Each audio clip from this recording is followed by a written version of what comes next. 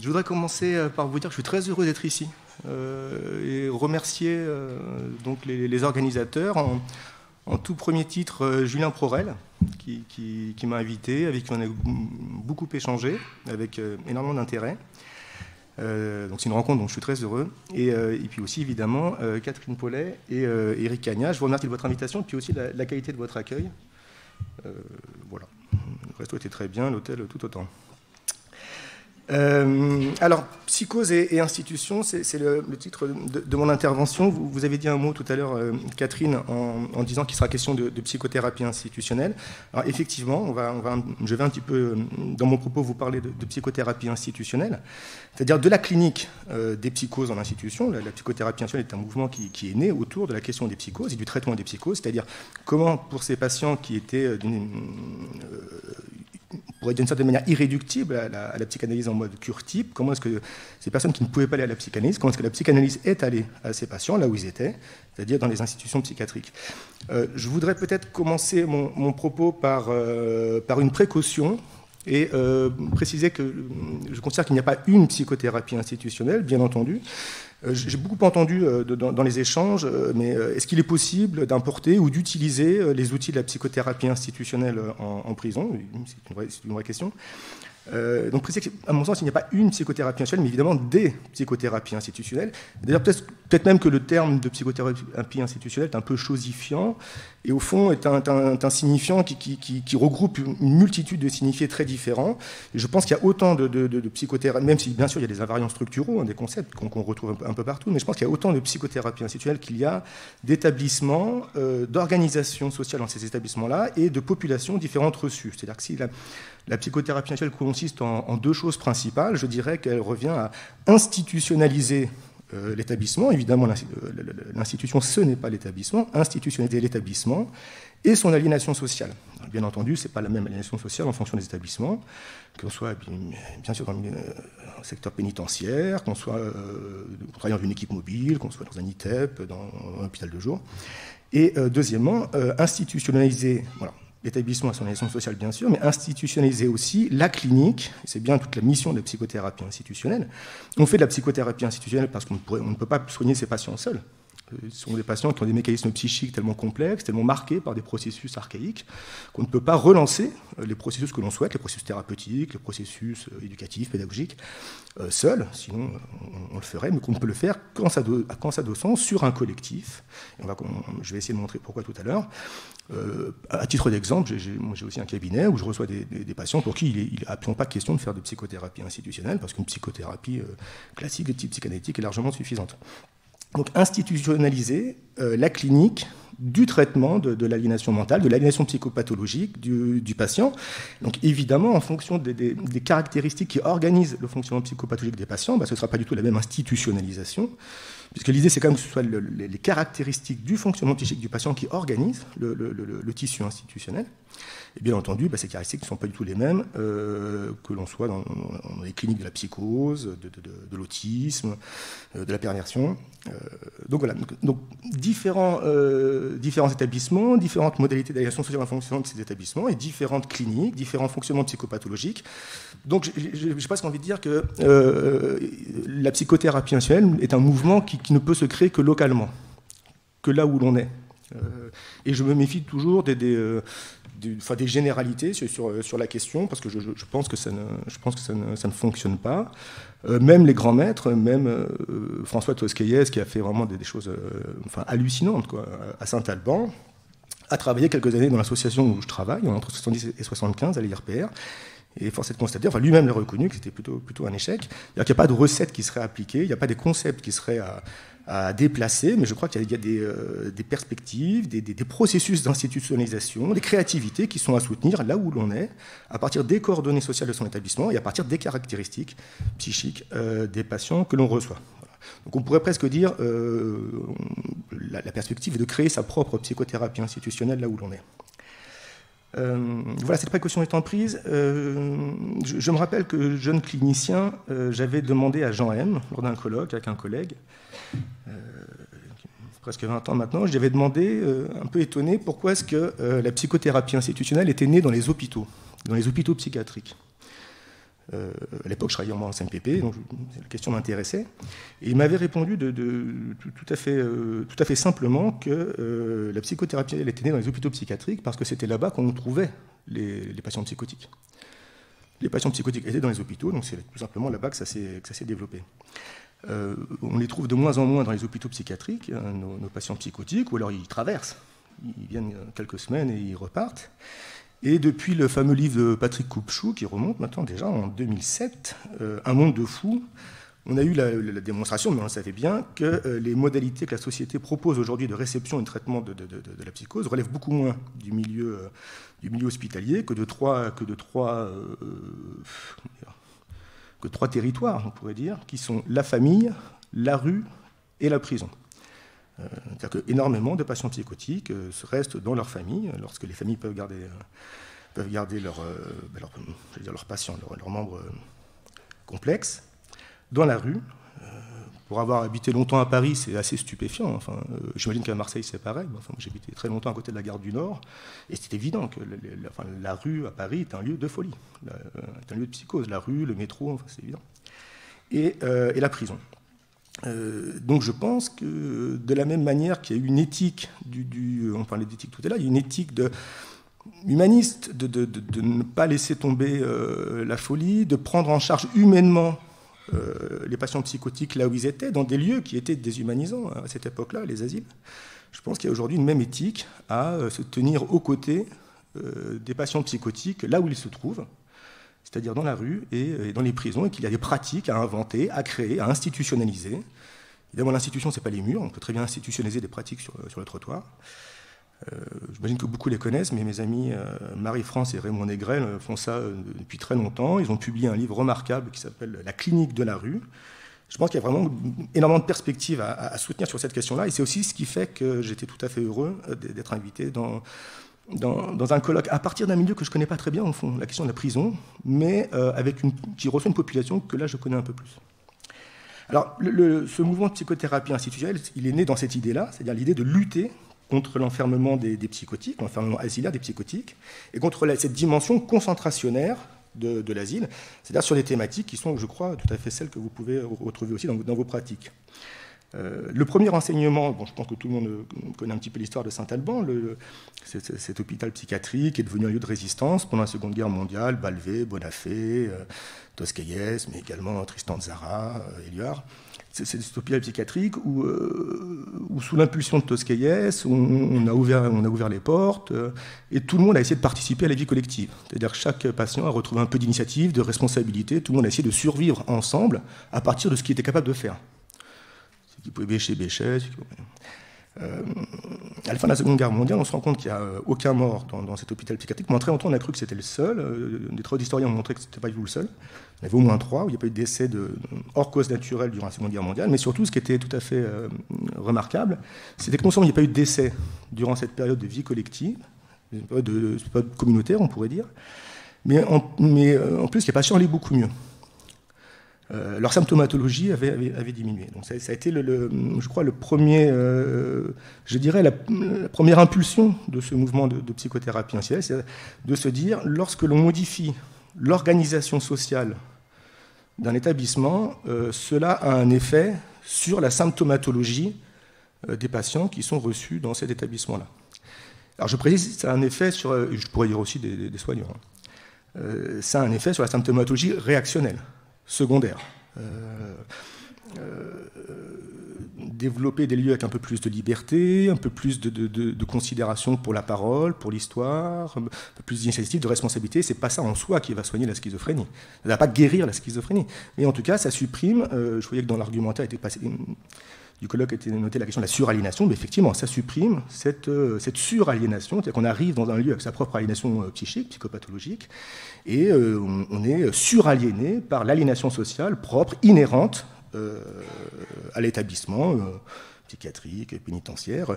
Et donc cette modalité avait au moins permis de supprimer cette aliénation sociale qui venait suraliéner, recouvrir l'aliénation psychopathologique des patients et nous donner accès de manière peut-être plus libre, plus vraie, à ce qu'il en était de la symptomatologie primaire propre à l'aliénation psychopathologique schizophrénique, et donc permettait de la travailler de manière plus aisément. J'entendais, alors tout à l'heure il était beaucoup fait référence au dîner d'hier, effectivement j'entendais hier que le simple fait de passer certains patients de la prison à l'hôpital de jour, dans la prison, ce simple changement au fond presque très minime de ce que j'ai compris, mais avait déjà des effets.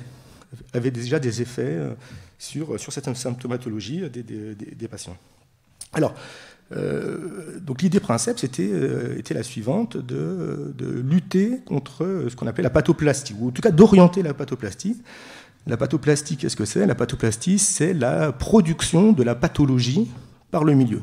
Comment le milieu en lui-même produit de la maladie. Alors la pathoplastie, évidemment, c'est tout à fait valable dans nos métiers de soins, d'accompagnement. C'est des choses qu'on retrouve partout, des choses qu'on retrouve dans les suicides, dans les entreprises. On vient de travailler, et puis les conditions de travail dans le management sont telles qu'on tombe malade, on se déprime, on se suicide, dans la police. Et la pathoplastie, c'est valable pour les patients, mais c'est aussi énormément valable, évidemment, pour les soignants. C'est aujourd'hui l'une des grandes maladies de notre époque. Enfin, énormément d'équipes sont complètement déprimées, sont dans un registre identificateur de la plainte. Et beaucoup de collègues, oui, la dépression dans les équipes, l'effet pathoplastique de l'organisation du travail dans un certain nombre de secteurs, médico-social, sanitaire, est une question extrêmement importante aujourd'hui. Donc, lutter contre les mouvements pathoplastiques, essayer pour reprendre le terme d'Houry, d'aseptiser, comme on aseptiserait une salle d'opération chirurgicale, essayer d'aseptiser cette pathoplastie, la rendre la plus minime possible. Ça s'est traduit dans cette espèce de maxime, avant de soigner les patients dans un hôpital, il faut déjà soigner l'hôpital. Soignons l'hôpital avant de soigner les patients. Et évidemment, si on fait venir des patients dans un hôpital qui est lui-même malade, eh bien, nous allons aggraver ou suraliéner la maladie du patient. Alors après, ça c'est une question. Est-ce qu'on peut soigner une prison? Je me garderai bien d'y répondre.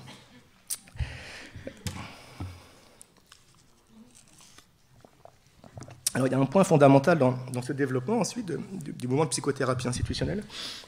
Je pense que c'est la reconnaissance par Jean Houry de l'existence d'une double aliénation. En 1948, il conceptualise ce qu'il appelle la double aliénation, c'est-à-dire l'aliénation sociale et l'aliénation psychopathologique, dont il nous prévient déjà, on pourrait dire 20 ans avant, certains égarements de l'antipsychiatrie, pourtant dont l'impulsion est remarquable. Hein. Il nous met en garde de ne pas confondre effectivement ces deux types d'aliénation. De manière très rapide, l'aliénation sociale, on pourrait dire que c'est ce qui résulte des rapports qui structurent un espace social. Alors, vous verrez, je vais déplier un petit peu, mais il y a évidemment une multitude d'espaces sociaux, donc il y a, à mon sens, une multitude d'aliénations sociales. Il n'y a pas que l'aliénation sociale globale. La France en 2022, il y en a d'autres. L'aliénation sociale, c'est ce qui résulte des rapports qui structurent un espace social, et l'aliénation psychopathologique, c'est ce qui résulte des rapports qui structurent non pas un espace social, mais un espace psychique. À partir de carrefours psychopathologiques que Lacan, je crois, a très, très bien démontré, qui sont le registre de l'image, le spéculaire, l'image de soi, le stade du miroir et tout ça. La question du langage, de devoir en passer par le signifiant et être aliéné en soi par cet usage du signifiant, et la question du désir. Lacan reprenait la formule de Hegel, le désir de l'homme c'est le désir de l'autre, et il ajoutait c'est en tant que l'homme est autre à lui-même qu'il désire. Image, langage, désir, en fonction de comment tout petit être humain, tout enfant va pouvoir s'agencer, s'articuler avec ses dimensions intrapsychiques, eh bien va se structurer une aliénation psychopathologique de type névrotique, psychotique, tu sais tout ce qu'on veut. L'aliénation psychopathologique, elle est individuelle, c'est la sienne. L'aliénation sociale, elle est collective. Et l'enjeu est qu'il va falloir évidemment investir la première dans la seconde. C'est-à-dire qu'il va falloir articuler son propre fonctionnement psychique dans des fonctionnements sociaux, dans des aliénations sociales. Et je crois que c'est exactement cette articulation-là de l'aliénation psychique dans l'aliénation sociale qui est en échec, en tout cas aujourd'hui, qui est en échec dans la psychose, et particulièrement, je dirais, dans la psychose schizophrénique.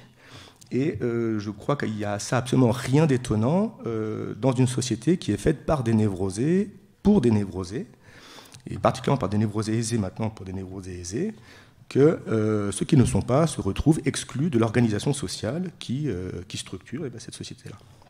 J'ai été frappé là, il y a quelques semaines par une petite, alors c'est pas du tout impatient, mais par une petite scène. J'étais dans Paris en vélo, je me baladais. Et je m'arrête au feu rouge, à côté des voitures, et traverse sur le passage clouté quelqu'un qui m'a fait penser je me suis dit qu'il devait être schizophrène, mais peut-être je me trompe. Un monsieur sur un vélo qui était vraiment énormément décoré, je ne même plus un vélo, quoi. Et puis derrière le vélo, il y avait une grande remorque avec plein de choses dedans, et puis derrière la remorque, il y avait des petits câbles en fer, et il y avait au moins une douzaine de petits camions qui étaient tous reliés les uns à un câble en fer, un petit camion, un câble en fer, un petit camion. Et il y en avait vraiment une douzaine. Et sur chaque camion, il y avait un drapeau d'un pays. Il y avait les États-Unis, il y avait la Chine, il y avait la Russie, il y avait la France. Et donc le convoi faisait, je ne sais pas, ça faisait plus que toute la rue, quoi. C'était plus que la traversée, quoi.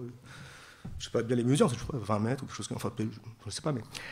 Et donc d'une part, c'était amusant à voir. Et il roulait très lentement parce qu'il regardait que le camion ne tourne pas, que c'était très cool. Et alors, évidemment, ça a mis 1 heure, donc il traverse, et puis le feu passe vert. Alors on attend, les voitures klaxonnent, s'énervent. Personne n'a rentré, c'est déjà pas mal. Et puis il finit, bon an, mal an, par poursuivre son chemin, prendre la route, quoi. Et je me disais que cette toute petite scène assez éloquente, je disais, voilà un homme qui nous propose son aliénation psychopathologique, c'est-à-dire qu'il est dans son délire, qu'est-ce qu'il imagine, il est le général des armées du monde, ou, je dis ça, je dis un peu n'importe quoi, mais ce qui me traverse l'esprit, mais quel sens ça a pour lui, qu'est-ce qu'il est en train de faire là? Et il le fait dans une aliénation sociale, qui est celle qui nous réunit tous, et à n'en pas douter, je pense que j'imagine que quelques instants après, ça a dû mal se passer. C'est-à-dire que soit quelqu'un a dû avoir un acte violent, soit si la police était là, il a dû se faire arrêter. Et après, on ne sait pas s'il se fait arrêter, qu'on lui retire les camions, qu'on coupe les camions. Est-ce que c'est le général déchu? Est-ce qu'il devient furieux, il se bat? Est-ce qu'il se mélancolise? Donc il y a quelque chose qui est, je crois, fondamentalement inarticulable dans une société organisée par des mécanismes névrotiques pour accueillir des mécanismes psychosés, quoi. Et évidemment, ce n'est pas du tout la même chose si on est dans un espace où l'aliénation sociale, elle est structurée, où l'organisation sociale est structurée à partir des coordonnées psychiques des personnes qui y sont, c'est-à-dire à partir de la schizophrénie. C'est pas du tout la même chose si on dit, oh là là, mon Dieu, mais cette traversée, c'est long, là, on attend. Oui, mais ouais, me pressez pas, je m'en sors pas. Il y a le camion de la Russie qui tape tout le monde, alors je sais pas quoi faire. Prête-le-moi, le camion de la Russie, je vais t'aider. Je veux bien, parce que vraiment, par contre, il va falloir qu'on fasse des réunions ensemble, qu'on en parle, parce que la Russie, moi aussi, ça me fait pas plaisir. Donc, et bien, voilà. Ce qu'on essaie de soutenir, en fait, et cette petite, ce petit truc, il est assez... Bon, en fait, oui, c'est ce que je vais dire après. Ce petit truc, il me paraît assez rigolo, parce que, assez éclairant, parce que cette question de comment est-ce qu'on articule l'aliénation psychopathologique avec l'aliénation sociale, il y a différents mouvements dans l'histoire de la psychiatrie qui s'y sont coltinés. On peut en repérer au moins 3, l'antipsychiatrie anglaise, la psychiatrie démocratica italienne, et puis la psychothérapie institutionnelle en France, même si elle est évidemment multiple. On pourrait dire que dans le mouvement italien et anglais, que je ne confonds pas du tout, même si eux, les Anglais, je trouve, ont confondu ces deux dynamiques, en disant que la folie était l'expression d'une société folle, et soignons la société, nous guérirons la folie. Je pense que c'est un peu plus... Voilà, c'est un écrasement des deux formes d'aliénation. Donc il y a eu quand même cette idée, en Angleterre et en Italie, dans certains endroits, bien sûr, de transformer l'aliénation sociale globale, c'est-à-dire le fonctionnement de la société, quoi, pour pouvoir accueillir, pour qu'il y ait place, pour exciter le fonctionnement schizophrénique. C'est-à-dire, effectivement, là, de transformer l'organisation sociale quand le type passe avec ses vélos, même que ce soit accepté, quoi. Et en France, je crois qu'il y a eu quelque chose qui était un peu plus je n'oserais pas employer le terme humble, mais il y a eu cette idée que les forces réactionnaires étaient trop fortes, qu'on ne pourrait pas transformer, on va essayer bien sûr, mais qu'on ne pourrait pas transformer cette aliénation sociale globale, que d'ailleurs certains schizophrènes ont été abandonnés, ont été perdus comme ça ailleurs, et qu'il fallait au contraire transformer l'aliénation sociale, non pas de la société, mais transformer l'aliénation sociale de certains lieux, de certains établissements. C'est-à-dire transformer l'organisation sociale de l'établissement où sont reçus ces personnes, ces patients, et les subvertir. C'est-à-dire avant de changer la société, ou avant de changer de prétendre soigner la folie, essayer déjà de créer des lieux où l'on puisse vivre à peu près librement avec son fonctionnement psychique, avec sa psychose, pour ensuite pouvoir travailler ce fonctionnement-là et cette psychose. Alors, bon, dans cette perspective-là, moi je distingue trois types d'aliénation sociale, trois formes d'aliénation sociale. Donc vous aurez compris, l'aliénation sociale globale, l'aliénation sociale locale, et ce que j'appelle l'aliénation sociale interne. L'aliénation sociale globale, bon, c'est tout simple, hein, c'est les mécanismes qui organisent le fonctionnement social de la France aujourd'hui en 2022. Ce n'est pas les mêmes aujourd'hui en France qu'au Brésil, et ce n'est pas les mêmes aujourd'hui en France qu'en France en 1942. Bon, tout ça, c'est des banalités. L'aliénation sociale locale, ça devient plus, je crois, un peu plus important, plus intéressant. C'est l'aliénation sociale qui se structure dans les espaces où nous sommes, où nous travaillons. Je disais tout à l'heure en ouverture, comme je suis très, très sensible à cette question du local, et qu'en fait, ces mouvements-là, ça se fait là où on est, je pense. J'ai déjà assisté à des congrès ou des colloques où je voyais à la table des collègues qui pestaient contre l'aliénation sociale globale, et avec qui j'étais parfaitement d'accord dans le discours, mais dont je savais, je ne dirais pas de nom, mais dont je savais qu'ils étaient eux-mêmes vecteurs d'une très très forte aliénation sociale locale là où ils étaient, et de rapports de domination. Et pour autant, dans leur critique de l'aliénation sociale globale aujourd'hui en France, j'étais parfaitement d'accord avec eux. Donc je crois que c'est quand même très, très localement que ça se passe, ces questions-là. Et il me semble que la première de nos responsabilités, la première de nos politesses, pourrait-on dire, c'est de proposer dans les établissements où nous travaillons des organisations sociales, une aliénation sociale locale qui ne reproduisent pas les coordonnées de l'aliénation sociale globale qui exclut les patients qui se retrouvent auprès de nous. C'est pour ça que le petit exemple de l'homme en vélo m'amusait. Et troisième forme d'aliénation, alors évidemment, on sent bien, là, en prison, vous êtes sûrement dans l'espace peut-être le plus complexe pour passer de cette aliénation sociale globale à une aliénation sociale locale qui ne reproduirait pas les coordonnées, bien entendu. Il y a un vrai travail d'inventivité, de créativité à faire, et à ce titre-là, ne serait-ce que déplacer une chaise, c'est déjà déplacer une montagne, quoi. Aliénation sociale globale, locale et aliénation sociale interne. Alors, bon, je pense ça aussi en termes un peu bourdieusiens, là, pour le coup, c'est-à-dire d'intériorisation de la domination, mais pas uniquement, d'intériorisation du sens de sa propre place dans l'espace social, c'est-à-dire de comment est-ce qu'on se représente, comment est-ce qu'on a intériorisé sa propre domination, et qu'au fond, les dominés participent eux-mêmes de leur propre domination en se regardant au travers du regard de la domination. Il n'y a plus besoin de dire tais-toi, on se dit soi-même, je vais me taire. Et d'ailleurs, on en parlait là aussi lors du dîner, pour moi c'est tout à fait une question centrale dans le mouvement dans ce mouvement de psychothérapie intellectuelle, mais ailleurs aussi, hein. C'est-à-dire, qu'est-ce qui fait que l'on se tait? Qu'est-ce qui fait que des collègues se taisent? Qu'est-ce qui fait qu'on se tait dans des lieux où on pourrait parler? Parce qu'il y a des lieux où il faut se taire, c'est mieux. Et qu'est-ce qui fait qu'on se tait dans des lieux où la parole est libre, ou en tout cas on essaie de la structurer comme libre dans sa circulation, et où il est possible de prendre la parole? Qu'est-ce que ça veut dire? Comment interpréter ce silence? Alors ça peut avoir évidemment mille interprétations différentes. Ça peut être l'expression d'un mépris, ou je me tais, je te laisse te démerder, je te laisse couler. Ça peut être l'expression d'un désintérêt, de toute façon, moi, je me barre dans 3 mois, ou je déménage, ça ne m'intéresse pas ce dispositif.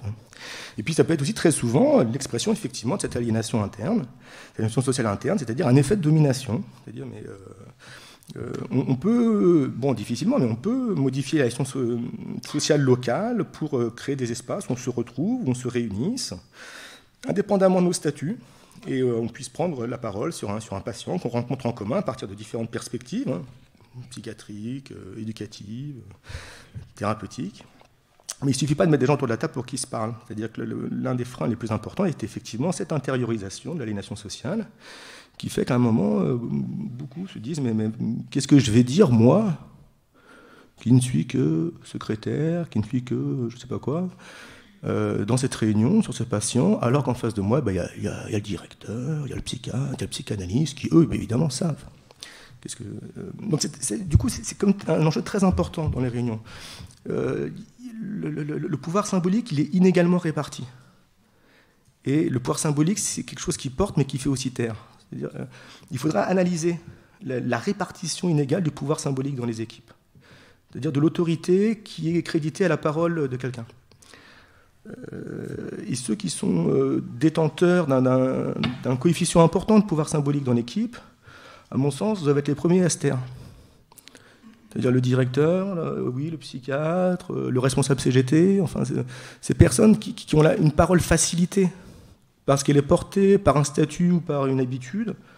Évidemment, si ces personnes-là, je sais de quoi je parle, hein, si ces personnes-là parlent en premier, bah, les autres se taisent. Et donc ça me paraît très important de toujours porter la parole de ceux dont on imagine qu'ils ont un accès plus difficile à l'entrée dans cette parole. Et j'enseigne aussi à l'université, on le voit, pour certains étudiants, c'est extrêmement complexe de prendre la parole, même dans une petite salle où on dit 10-12. Donc il y a vraiment, je pense, c'est une responsabilité pour le coup, là aussi éthique, des responsables d'équipe, de se taire au début et de porter la parole de ceux dont on imagine qu'ils ont un accès moins aisé à la parole de par leur propre identification intériorisée à leur statut. Alors, il y a différentes formes de pouvoir comme ça qui font des effets de domination dans les équipes. Bon, le pouvoir réel, bien sûr. Le pouvoir réel, bon, bah, ça c'est le directeur, c'est le responsable d'équipe. Le pouvoir imaginaire, c'est-à-dire ce qu'on se représente du statut, le médecin, le pouvoir imaginaire qui est attribué à l'autre, et ce que je disais, donc du pouvoir symbolique qui revient du crédit qu'on accorde à la consistance, à l'autorité du discours de quelqu'un. Et si le pouvoir réel est quand même assez peu partagé, il y a des luttes très féroces dans les équipes pour se répartir les capitaux relatifs au pouvoir imaginaire et au pouvoir symbolique. Alors, bon, ce qui caractérise la psychose, je pense que là vous savez bien, c'est la difficulté à articuler l'intérieur et l'extérieur de soi et les différentes parties du soi. Le sujet s'est construit dans un rapport préobjectal qu'il ne peut transférer, comme on peut le faire dans la névrose, sur une seule et même personne, en lui attribuant l'ensemble de ses transferts. Et dans cette perspective, Jean Oury et Gisela Pankov avaient développé le concept de transfert dissocié. Pour ceux ici qui ne seraient pas dans le champ psy, la question du transfert, en fait, c'est une question qui est assez simple. C'est comment est-ce qu'on répète sur le présent les modalités du lien passé qui nous ont construits. C'est-à-dire comment est-ce qu'on reste malgré tout déterminé, prisonnier de ces premiers liens. Nous sommes le fruit de nos liens, de ces premiers liens qui nous ont structurés psychiquement. Et comment, dans le parcours de notre existence, nous allons, d'une manière déplacée, masquée, essayer de faire perdurer ces liens ou la position dans laquelle ces liens nous ont mis. Comment est-ce que je vais essayer de trouver une femme comme mon père ? C'est-à-dire une femme qui va me permettre de maintenir en moi cette position de dépendance infantile qui idéalise quelqu'un qui saurait faire. Bon, ainsi de suite. Donc c'est ce qui est la matrice imaginaire hein, de nos relations, de nos mises en relation. C'est-à-dire le fait inconsciemment de rejouer, de répéter, de réparer des liens positifs, des liens négatifs, des liens qu'on aurait voulu autrement, qu'ils soient réels ou qu'ils soient imaginaires, ces liens qu'on les ait fantasmés. Je pourrais ajouter deux choses. Je pense que le transfert, c'est aussi, après coup, dans l'expérience de la clinique, il me vient aussi maintenant, j'ai aussi maintenant en tête que le transfert, c'est, bon, évidemment, comment est-ce que les liens du passé, nous les déplaçons, et d'une manière ou d'une autre, nous les rejoignons sur le présent, c'est la matrice des liens du présent, quitte à s'enfermer dans ces liens-là, et dans la répétition de ces liens-là. Mais je trouve que c'est aussi comment est-ce qu'on peut revisiter le passé, notamment dans les cas de trauma. Comment est-ce qu'on peut revisiter le passé, cette fois-ci non pas seul, mais accompagné du thérapeute. C'est-à-dire comment est-ce que je peux affronter la scène face à laquelle je n'ai pas eu les capacités de contenance psychique pour la supporter, une scène qui m'a effracté, une scène de décès brutal, une scène de viol, et comment est-ce que je peux,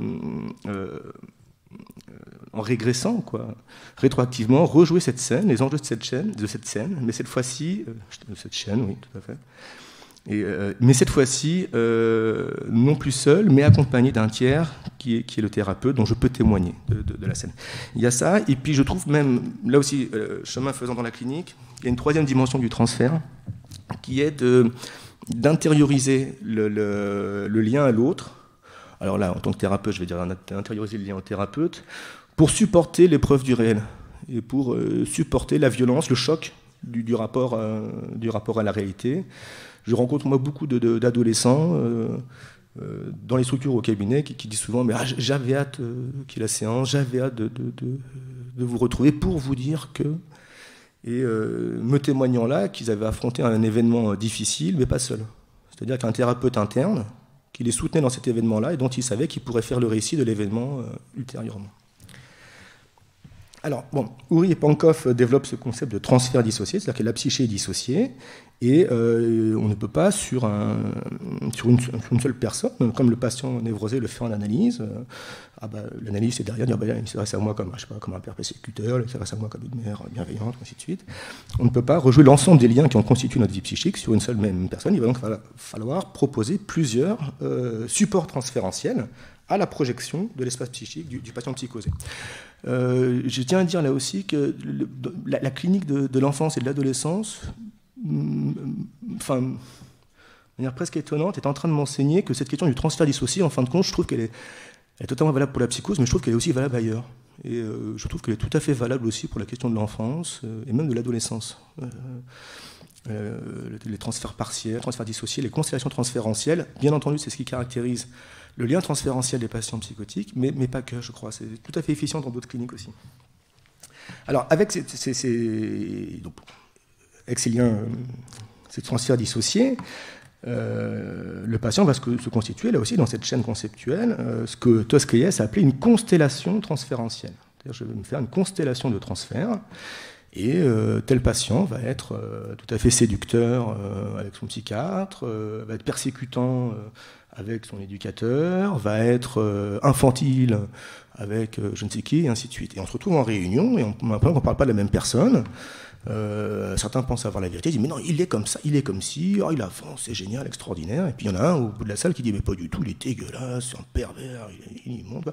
Et au fond, bon, personne n'a raison, personne ne ment. C'est-à-dire que le fonctionnement psychique de ce patient-là, c'est pas la vérité du discours partiel d'un collègue ou de l'autre, c'est de l'ensemble de ces discours partiels et de ces contre-transferts qui, mis bout à bout, font le contre-transfert institutionnel, c'est-à-dire la manière dont l'institution répond au transfert dissocié du patient qui s'établit justement dans cette institution. C'est-à-dire que ce qu'il faut entendre, je crois, dans la psychothérapie institutionnelle, c'est-à-dire que le partenaire du lien transférentiel du patient, ce n'est pas juste le thérapeute, le psychiatre, le psychanalyste, mais le partenaire du lien transférentiel, c'est l'institution en elle-même.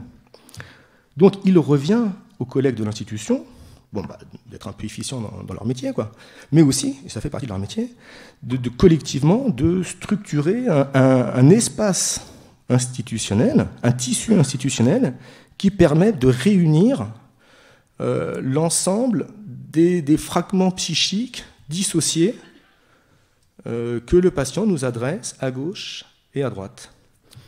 Et c'est très complexe, parce que les patients ne font pas des transferts sur des diplômes.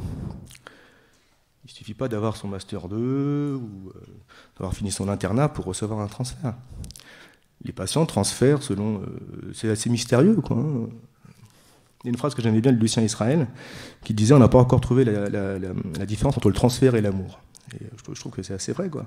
Dans cette question d'établissement du lien. Là où je travaille, il est évident que les enfants, les adolescents, les parents établissent des transferts, mais avec la secrétaire. Je pense que les secrétaires, c'est même celles qui reçoivent le plus de transferts, parce qu'elles sont en première ligne. Donc celles qui accueillent tout de suite les patients, celles qui sont au téléphone. Les enfants attendent, beaucoup ne peuvent pas attendre, donc ils vont au secrétariat. Donc ça met en jeu une question de statut-fonction aussi, c'est-à-dire institutionnaliser le fait qu'aucun professionnel ne doit être identifié à son statut. Ça, c'est une aliénation très forte, identifié à son statut. Un exemple, mais c'est tout con, mais un enfant qui ne peut pas attendre, qui va au secrétaire, mais enfin, si la secrétaire reste sur son statut secrétaire, écoute, tu peux circuler s'il te plaît, j'ai du travail. Ou si elle enlève sa casquette de statut, puis elle met casquette fonction soignante ou fonction d'accueil, dit alors qu'est-ce que tu fais là? Il dit donc monsieur Pouillot, il est en retard encore, écoute, installe-toi. Enfin, on voit bien que c'est pas du tout la même dynamique. C'est pas du tout le même accueil, et pas les mêmes mouvements qui circulent. Puis l'enfant il s'installe, il y a quand même de bonnes chances qu'il se mette à parler, ou s'il ne parle pas, il va faire quelque chose, il va faire un dessin, il va offrir quelque chose. C'est-à-dire que notre collègue secrétaire, là, elle n'est plus sur son statut de secrétaire, elle est sur une fonction collective, soignante, on peut s'entendre, soignante, éducative, il faudra entendre ce qu'on appelle le soin, quoi. Mais elle est dépositaire de mouvements transférentiels. C'est-à-dire nous travaillons avec des collègues. Alors là, je pense particulièrement effectivement à nos échanges sur la question des gardiens. Je me dis, grosse question, quoi. Nous travaillons avec des collègues qui sont mis dans ce que j'appelle, moi, qui sont mis en position de responsabilité transférentielle par les patients, mais qui n'ont pas du tout cette formation, qui ne sont pas du tout formés à ça. Bon, si tant est qu'on puisse être formé, moi je ne pense pas qu'on puisse être formé à la question du transfert, mais donc c'est une question très complexe et qui organise les modes de pratique du mouvement de psychothérapie institutionnelle. Il faut pouvoir jongler sur cette question des statuts, des fonctions. J'entendais aussi beaucoup parler de la question de la liberté de circulation. Effectivement, c'est un concept important dans ce mouvement, la liberté de circulation, et bien entendu, dans les prisons, ça pose question, ça pose problème. Je pense que la liberté de circulation, ce n'est pas un concept qui est à fétichiser. Je pense qu'il peut très bien ne pas y avoir une liberté de circulation et qu'il puisse y avoir des mouvements institutionnels. L'idée de la liberté de circulation, pouvoir circuler en fonction mue par son désir, quoi. L'idée, c'est pas un truc comme ça, c'est sympa. L'idée, c'est de pouvoir favoriser au maximum les rencontres aléatoires. Et donc les possibilités, dans la continuité de ce que je disais, les possibilités de mise en place de transferts partiels. Voilà, à partir du désir des patients. Favoriser la possibilité de faire des liens, et donc des transferts partiels. Mais je pense qu'on peut faire autrement aussi. Ce qui compte, c'est pas tellement au fond la liberté de circulation, ce qui compte, c'est la capacité d'être en lien et de faire des transferts. Et je pense qu'on peut faire des transferts et de faire du lien en dehors de la liberté de circulation. Et je pense même que la liberté de circulation, dans certains cas, c'est pas une bonne chose. Moi-même, je m'étonne de dire ça, mais dans l'hôpital du jour de mon secteur, il y a beaucoup d'adolescents psychotiques, autistes. Alors, on se rend compte que pour les adolescents psychotiques, la liberté de circulation, ça marche très très bien. C'est-à-dire qu'effectivement, il y a des temps libres, ils se déplacent, ils vont dans les bureaux, celui-là est toujours avec la secrétaire, celui-là est avec l'homme d'entretien. On avait un collègue, Claude Poncin, qui avait même lui théorisé que la circulation du patient dans l'institution, en fonction des différents lieux, de l'ambiance, de la valence des différents espaces, le secrétariat, l'accueil, la cuisine, cette circulation aléatoire avait sens d'un discours, comme l'association libre du névrosé sur le divan, quoi. Alors, donc cette liberté de circulation est tout à fait efficiente dans la psychose. Et voilà, très bien. On se rend compte que pour les ados autistes, ça ne marche pas du tout. C'est-à-dire que ça les confronte à une forme de sentiment de chute, de vertige, de vide, d'infini. Ils ne sont pas du tout à ce moment-là dans des recherches de liens, mais dans des angoisses. Ils veulent contenir leurs angoisses. Et c'est quelque chose que je trouve plutôt même antithérapeutique à ce moment-là. C'est-à-dire que cette circulation, c'est plus une liberté de circulation qui les met en prise avec un désir, des rencontres. C'est quelque chose qui les angoisse et qui les met dans une forme d'errance, quelque chose d'une chute abandonnique. Donc je pense qu'on peut développer les choses un petit peu autrement. Alors, je disais que... je me ressens un peu. Alors, je disais que c'est un enjeu que nous travaillons avec des collègues qui ne sont pas du tout formés pour ça, qui sont sur d'autres statuts, mais qui pour autant sont assignés à des positions de responsabilité transférentielle par les patients. J'entendais hier que donc, les premières personnes à qui parlent les patients qui sont incarcérés, ce sont les gardiens. Moi, dans mon association, on a essayé de faire tout un travail, bon, on a en partie échoué, hein, mais tout un travail pour institutionnaliser le boulot des taxis qui venaient aller chercher les enfants psychotiques, les ados pour les à l'hôpital de jour, et de les faire vraiment, parce qu'évidemment, c'est 2 fois par jour, toute la semaine, et puis dans le taxi, ça dure 30 minutes, c'est un espace clos, il se dit beaucoup de choses, quoi. Alors, ça me paraît tout à fait nécessaire. Donc, on voit bien dans cette logique transfert dissocié, donc établissement d'une constellation transférentielle, donc essayer de réunir ce qu'on appelle le contre-transfert institutionnel, donc réunir la constellation transférentielle des collègues qui font partie de cet établissement qui a mis en place le patient, les réunir pour obtenir ce qu'il en est, bon, c'est toujours une fiction évidemment, hein, mais ce qu'il en est de l'unité du fonctionnement psychique de ce patient qui nous adresse à gauche et à droite, donc réunir le contre-transfert institutionnel. Et évidemment, s'il manque 2-3 personnes avec qui le patient rejoue des liens très importants dans son histoire, il nous manque toute une partie de la psyché et des fonctions du patient. Mais deuxièmement, ça me paraît très très important de faire ces réunions-là avec l'ensemble des partenaires qui sont prises avec le patient, mais aussi pour éviter les mouvements pathoplastiques. C'est-à-dire, tous ces collègues-là introjectent, dans ce qui est souvent des fonctionnements psychiques névrotiques, à peu près la plupart d'entre nous, introjectent des éléments non névrotiques, c'est-à-dire introjectent des éléments bêta, des éléments de perversité, des éléments de psychose, des éléments de... Je me rappelle d'une secrétaire dans un CMPP qui était très impressionnée parce qu'on avait une grande ado schizophrène, très grande, très costaud, et alors elle mettait des lunettes de soleil, et quelqu'un lui avait dit un jour « Ah bah tu es venu incognito ». Et du coup, elle en avait compris qu'on la voyait plus. Et elle s'était tissé un délire à partir de ça. Elle pensait qu'elle devenait invisible quand elle mettait ses lunettes de soleil. Et donc, elle arrivait pour ses rendez-vous au secrétariat. Elle mettait ses lunettes de soleil. Et elle approchait comme ça, mais jusqu'à se retrouver nez à nez avec la secrétaire, qui était très, très angoissée, parce que c'était grand l'écossais. Bon. Donc, vous voyez, s'il n'y a pas d'espace, s'il n'y a pas, moi, ce que j'appelle les chaudrons, s'il n'y a pas un chaudron, on peut se retrouver ensemble. Et puis, on peut déposer les éléments bêta comme ça pour les tricoter, pour les symboliser, pour les mettre en... On fait la cuisine, quoi. Et essayer de les réintrojecter en éléments alpha, la collègue secrétaire, mon Dieu, pathoplastie, quoi. C'est-à-dire qu'elle est angoissée, elle rentre chez elle, ça n'a pas été repris. On connaît tous ça, quoi. Du coup, on n'est pas disponible pour sa famille, on n'arrive pas à s'endormir, on se réveille à 4 h du matin. On peut aller au boulot, je vais la recroiser, qu'est-ce qui peut se passer, j'ai entendu dire que... Bon. Donc ça me paraît extrêmement important de se doter, sinon on ne peut pas, hein, de dispositifs dans nos établissements qui permettent de réunir et de contenir et de symboliser, de mettre en sens ces éléments. Et ça change tout de suite la relation. C'est-à-dire qu'on peut faire une relation avec quelqu'un quand on a quand même l'illusion qu'il y a une forme de sens qui circule. Et le sens, c'est pas l'autre l'autre qui a son sens, c'est nous qui ne le comprenons pas. C'est nous qui ne comprenons pas la langue de l'autre. C'est toujours un travail de traduction que nous avons à faire. C'est nous qui sommes professionnels, quoi. Alors, bon, je vais soutenir encore 2-3 petits points, et puis pas être beaucoup plus long que ça, mais dans cette dynamique-là, il me paraît tout à fait essentiel de mettre en jeu, de faire circuler, chez les patients comme chez les soignants, un certain nombre de fonctions. Je pourrais en relever juste 3, que je voudrais vous proposer et vous en dire un petit mot. La fonction phorique, la fonction narrative et la fonction testimoniale. Alors, la fonction phorique, bon, ça c'est un concept qui nous vient de Pierre de Lyon. La fonction phorique, qu'est-ce que c'est? C'est le portage psychique. Il s'appuie sur les travaux de Winnicott, le holding, c'est-à-dire le portage physique. Et ça, c'est extraordinaire, ça. Quand on est confronté à des enfants, à des petits, des patients ou nos enfants, on voit bien que la seule chose il y a 2 choses qui les intéressent, ces enfants. C'est regarde-moi, porte-moi.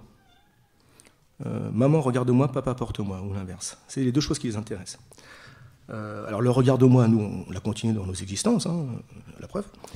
Le porte-moi, c'est extraordinaire parce que moi, j'ai un fils de 6 ans, quoi, et il est encore là-dedans. Et porte-moi, porte-moi. Et on a oublié que c'était quelque chose qui nous a obsédés, qu'on voulait tout le temps être porté. On voulait être soulevé de terre. Bon, c'est pas pour rien si on aime l'eau, la piscine. On a complètement, on n'a pas oublié, on a refoulé ça. Ça nous a obsédés pendant des années. Et que ça s'est arrêté, mais parce qu'on devenait trop lourd. C'était un truc physique, quoi. Bah oui, mais c'est ça. Bah, il faudrait, moi je le dis souvent ça, mais moi je rêverais qu'il y ait sur Terre des géants de 3 mètres pour 400 kilos, qu'on paye 50 € le portage. Allez, 10 minutes de portage. Bon. Alors, c'est plus possible sur le plan physique parce que on a des carcasses maintenant, hein. Mais c'est toujours possible sur le plan psychique. C'est-à-dire ce portage que nous ne pouvons plus avoir sur le plan physique, nous le recherchons toujours sur le plan psychique. Nous avons besoin d'être portés. Nous avons besoin de nous porter les uns les autres. Il peut même y avoir une chaîne des fonctions phoriques. Les patients ont besoin d'être portés par les soignants, qui ont besoin d'être portés par la direction, qui ont besoin d'être portés par la direction de pôle, qui ont besoin d'être portés par là, et ainsi de suite. On peut voir où est-ce que la chaîne est le rond. Donc cette question cette question du portage psychique, de la fonction phorique, elle me paraît tout à fait essentielle. Et moi, je la rejoins de ce que Michel Balla, qui est psychanalyste et sémioticien, développe autour de la feuille d'assertion et de la fonction scribe, en reprenant la sémiotique de Peirce.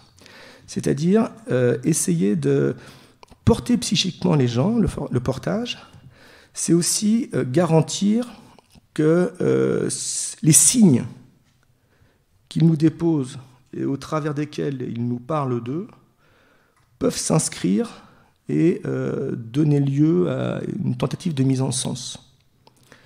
Je pense qu'il est tout à fait essentiel de pouvoir développer comme ça presque une sémiotique dans les établissements où nous sommes, du repérage des signes par lesquels un patient nous parle de lui en dehors des mots. Et les mots, c'est un luxe dont on est très peu à être capable, en fait, hein.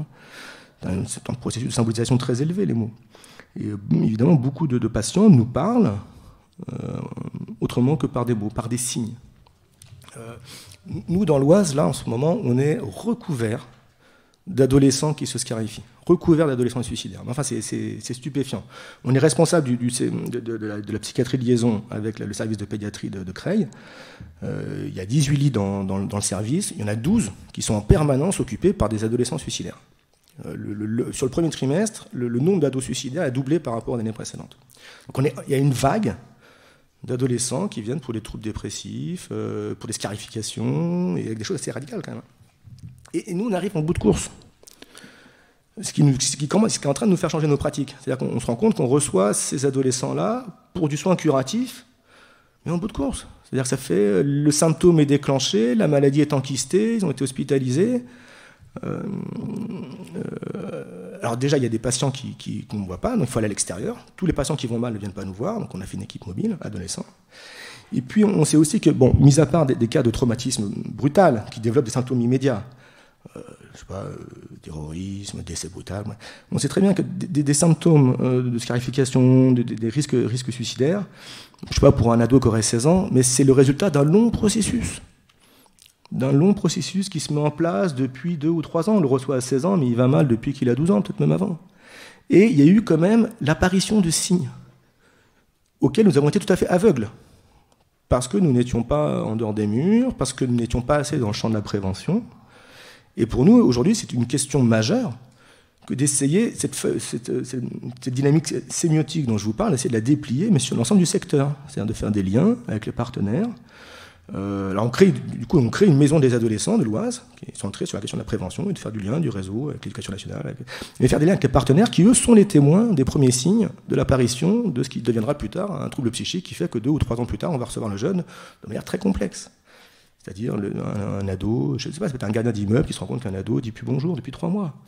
Ou que telle jeune fille se cache maladroitement les avant-bras en juillet avec un gros pull alors qu'il fait 35 degrés, voulant cacher des scarifications ou autre. Donc voilà, donc cette question de repérer et d'inscrire les signes, soit du développement d'un trouble psychique, soit les signes par lesquels une personne nous parle en dehors du langage, ça me paraît une question qui est tout à fait essentielle, qui relève là aussi de la fonction phorique. Je dis 2 mots sur la fonction narrative. Je trouve que là aussi que nous avons beaucoup de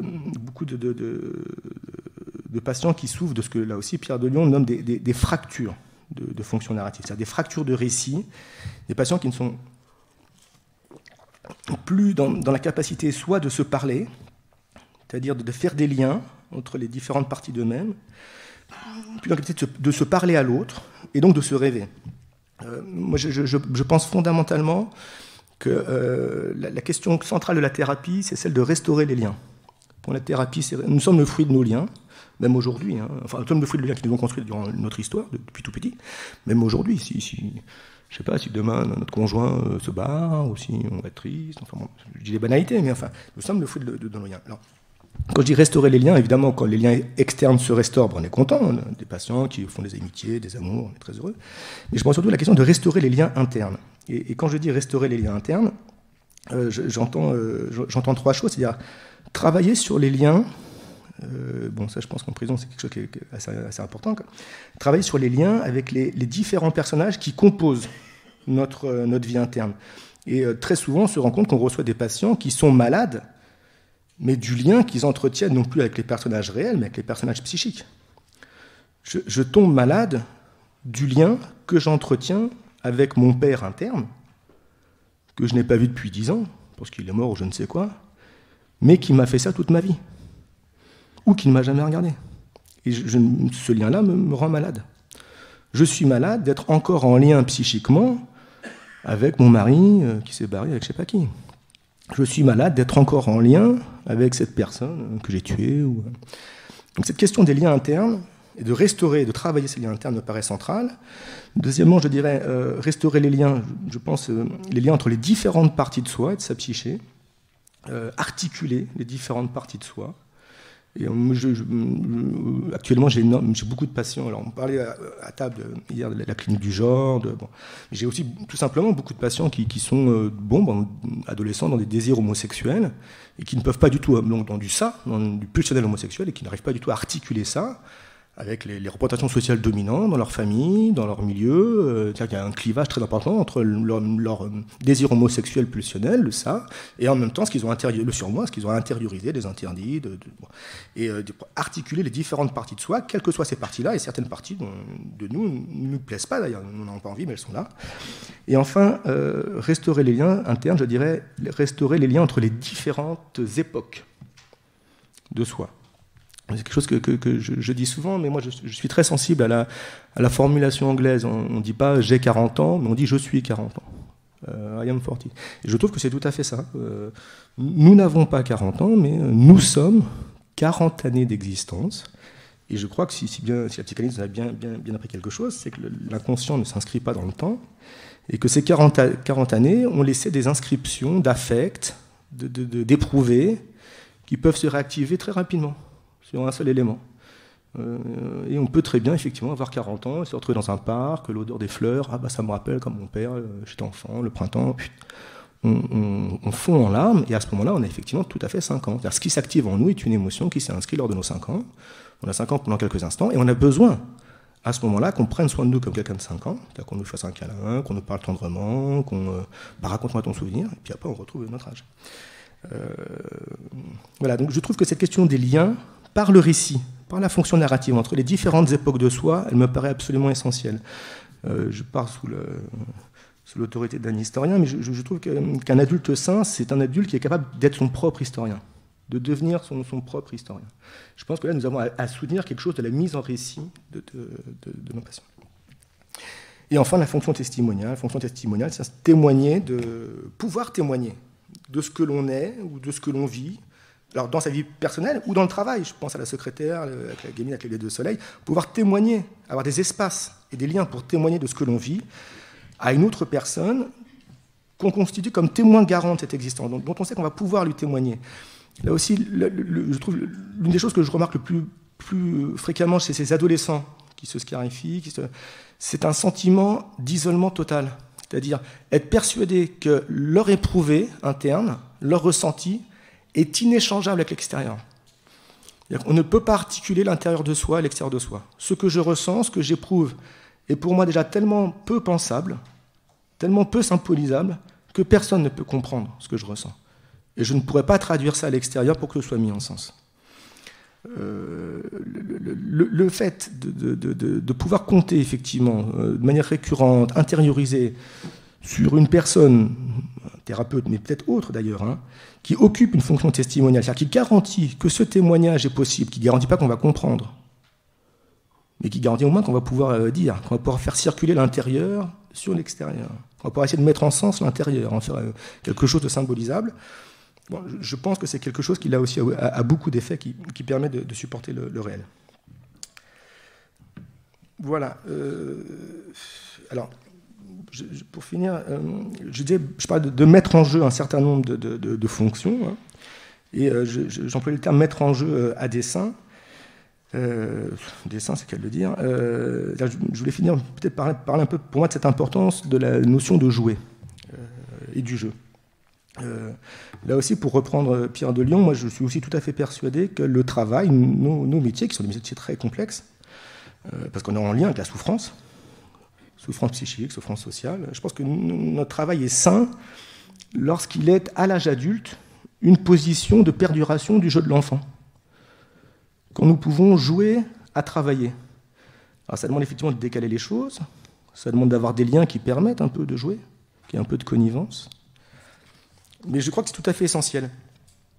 J'aimais beaucoup cette phrase de Deleuze qui disait tout simplement que, au propos de l'enfance, il disait « L'enfance est un devenir. Nous devons créer de l'enfance. » L'enfance, ce n'est pas quelque chose qui était derrière, c'est quelque chose qui est devant nous, que nous devons créer. Nous devons créer des blocs d'enfance. Je suis tout à fait persuadé de ça. Je pense que nous devons travailler alors sur l'infantile dans nos patients et que nous devons continuer à créer de l'enfance, c'est-à-dire à jouer avec sérieux. Je vais finir par une toute petite vignette clinique. Il y a quelque temps, nous avons reçu un papa, CNPP, papa violent qui ratait énormément, qui arrivait très en retard sur les rendez-vous, donc des fois on ne pouvait même plus le recevoir, parce qu'il s'arrêtait en permanence sur le bord de la route pour se battre.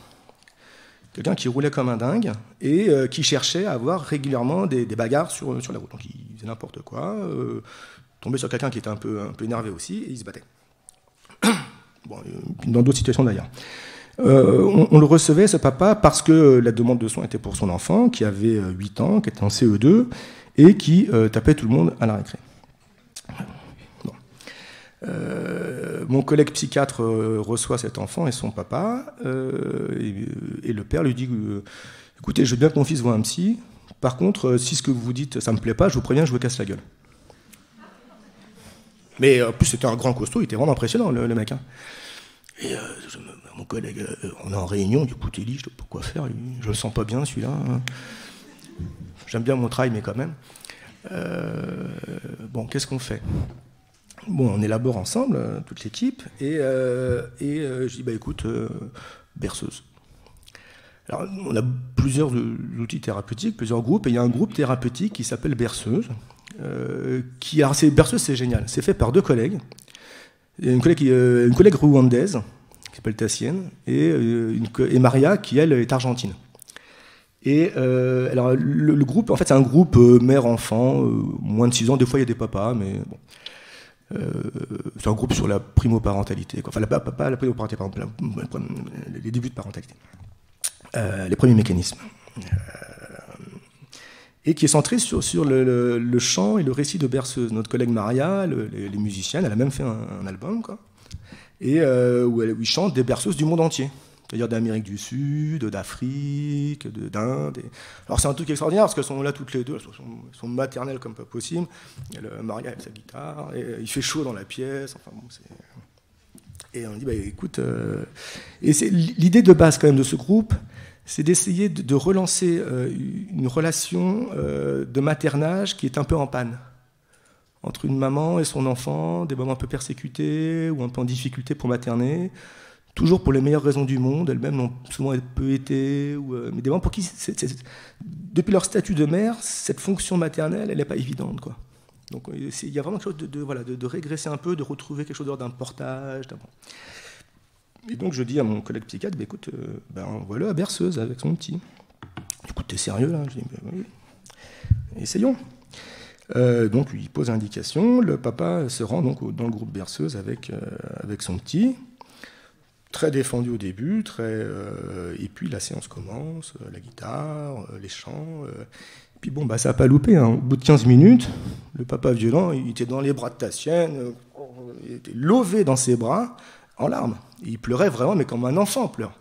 Comme un tout petit pleure. Et Tassienne le câlinait, Maria chantait. Bon. Le fils de ce monsieur-là était sidéré. Il était sidéré de voir son père en larmes, comme un tout petit, dans les bras de Tassienne. Ça a duré encore quelques séances. Il n'a raté aucune séance, il était toujours à l'heure.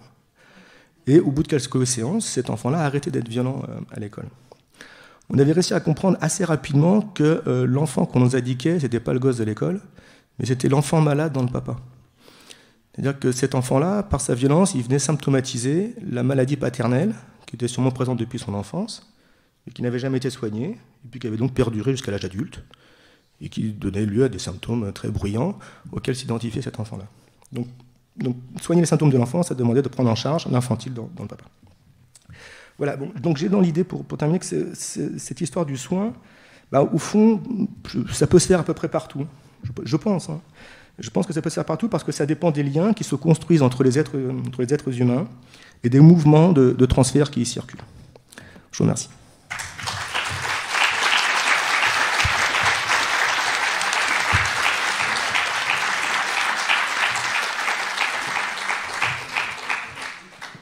Merci vraiment, parce que je pense qu'on a presque tout compris, non? Il me semble que je voyais hocher la tête, c'est-à-dire que ça faisait complètement sens dans le travail avec les patients, dans le collectif, dans l'équipe, etc. C'est des outils incarnés vraiment qui sont utiles. Et alors on voit bien aussi combien... tu citais Winnicott, Meltzer, les fonctions bêta, les fonctions alpha, et puis de Lyon, évidemment, etc. Et bien sûr la psychothérapie institutionnelle, mais on voit bien que c'est un outil pratique, c'est de l'actualité. Oui, c'est-à-dire que... Et c'est aussi comment l'être se construit depuis la petite enfance jusqu'à l'âge adulte. Ce qui fait que les grands clivages conceptuels aujourd'hui autour de la psychiatrie de l'adulte, la psychiatrie de la personne âgée, la psychiatrie de l'enfant et de l'adolescent, la psychiatrie de l'enfant et la périnatalité maintenant, hein, qui est aussi une discipline, enfin une surspécialité. On voit bien combien c'est artificiel et combien c'est compliqué ensuite d'être dans des logiques de parcours. Donc, merci vraiment, hein, parce que vraiment tous autant qu'on est, mais même si on est dans d'autres professions que profession de santé, je pense que ça parle vraiment. Je ne peux pas recevoir un plus beau compliment. Je vais faire le grincheux. Oh là là. Non, ça vient, c'est pour ça. Non, moi, toute une partie, je suis absolument incompétent parce que je ne suis pas clinicien. Donc, tout ce que vous avez dit sur le transfert, ça, j'écoute, mais je ne vais pas être grincheux parce que je suis totalement, encore une fois, hors de ma zone, non pas de confort, mais de compétence simplement. Mais ce qui m'a... Alors, critique, je n'oserais pas, mais gêne au moins, c'est que... Alors, premier point qui m'a... parce que votre travail parcourt par le problème de la subjectivité. Moi, vous dites soigner l'hôpital. Je m'interroge, un hôpital, c'est pas un sujet. Est-ce qu'on peut soigner autre chose notre être qu'un sujet?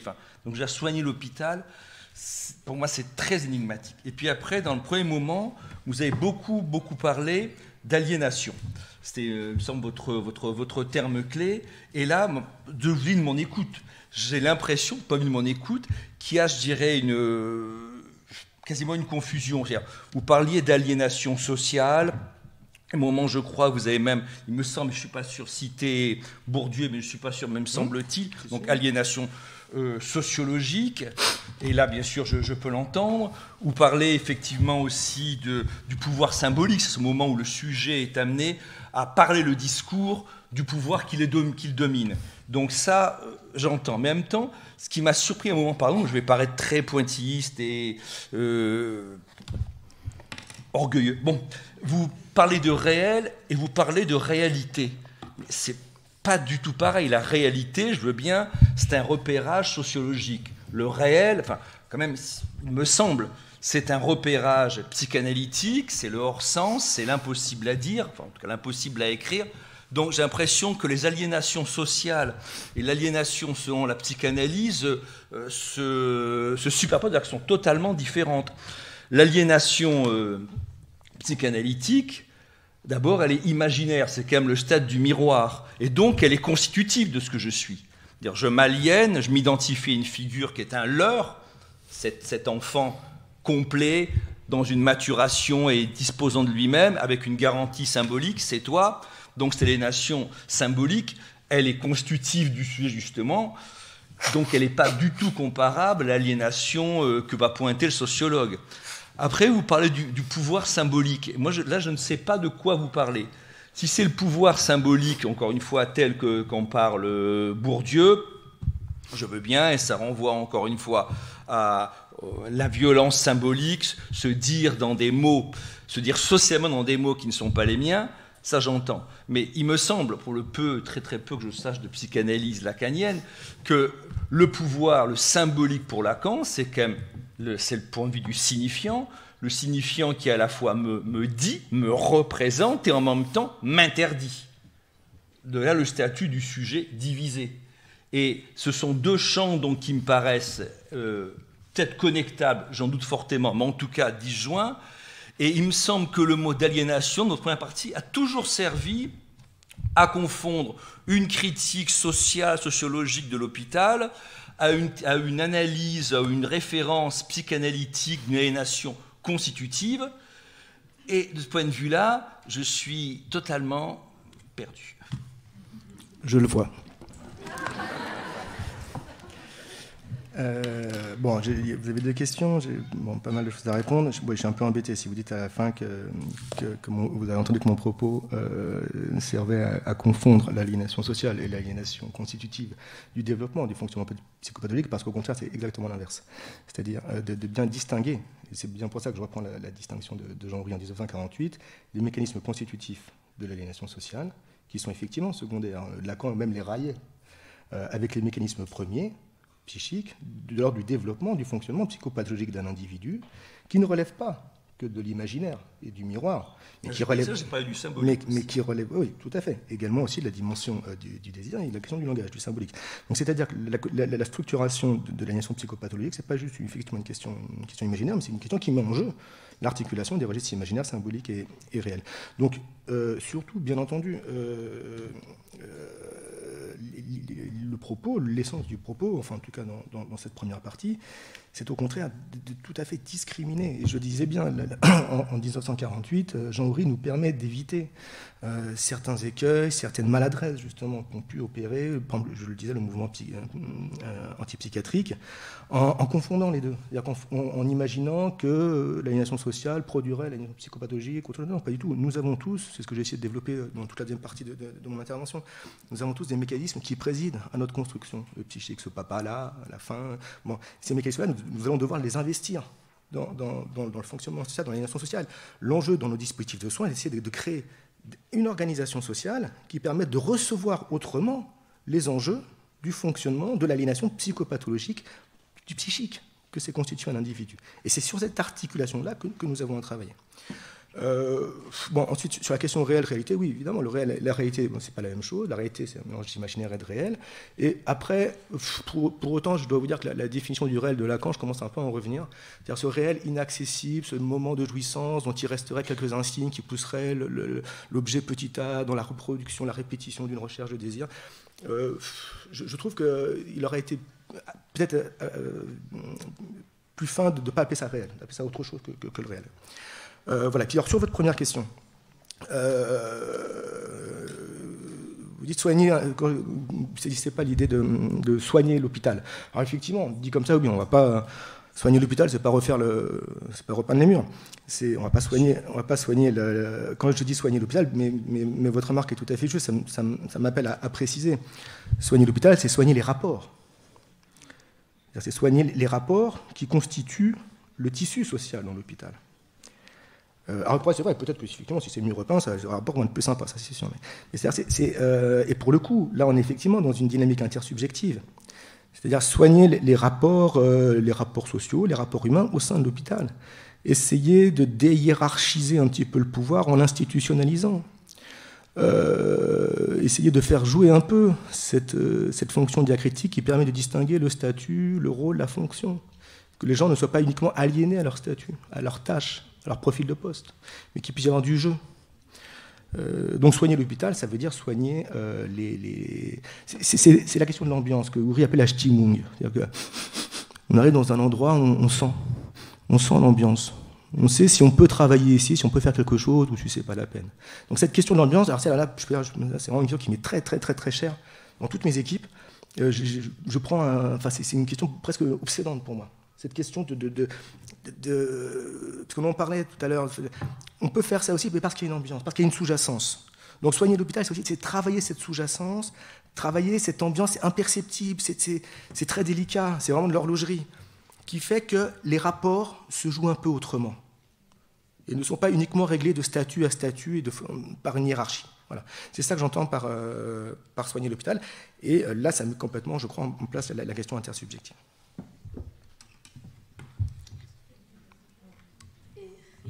Voilà, je vois des questions. Eric, il y a des mains qui se lèvent. Devant, il y a Dominique. Derrière, je ne vois pas très bien.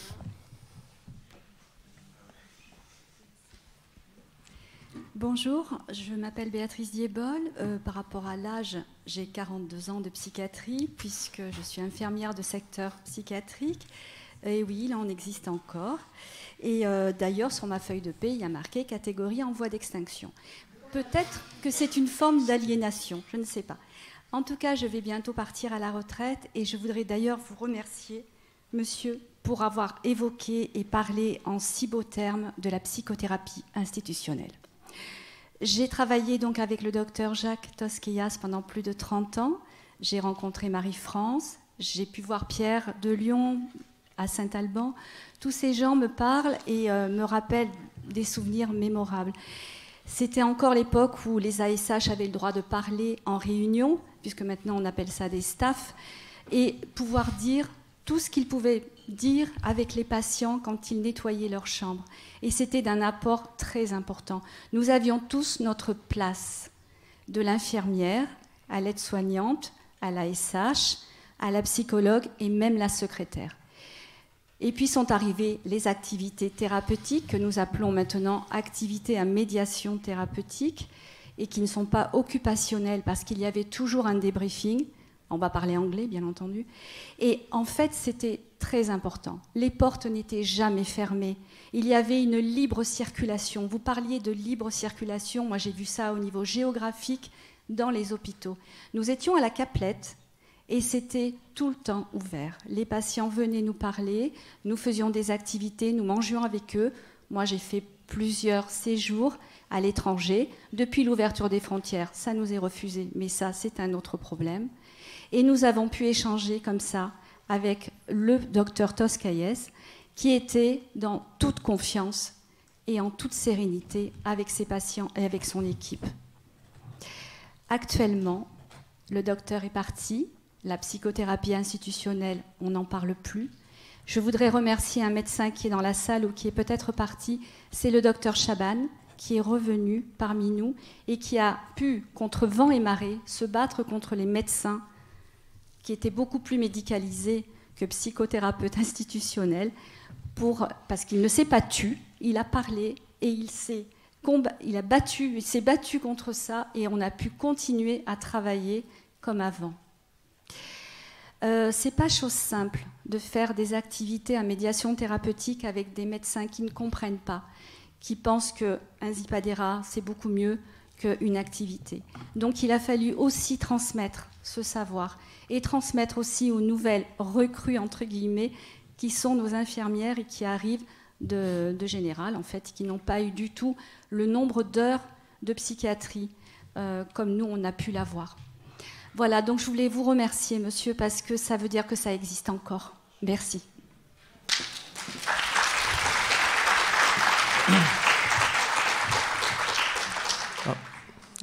Juste un petit mot, il y a un terme, je crois, très important dans ce que vous avez dit, madame, c'est le terme de confiance, effectivement, et je pense que pour qu'on puisse prendre la parole dans un espace, quel qu'il soit, alors bon, évidemment, dans nos métiers, particulièrement dans les réunions, mais aussi dans les entretiens, en fait, on ne peut prendre la parole que si ce qui sous-tend, cette parole elle est sous-tendue par ce que je pourrais appeler deux organisateurs institutionnels inconscients, c'est-à-dire des choses qui ne se parlent pas, qui ne se disent pas, mais qui circulent, qu'on sent très bien et qui rendent ou non possible la prise de parole.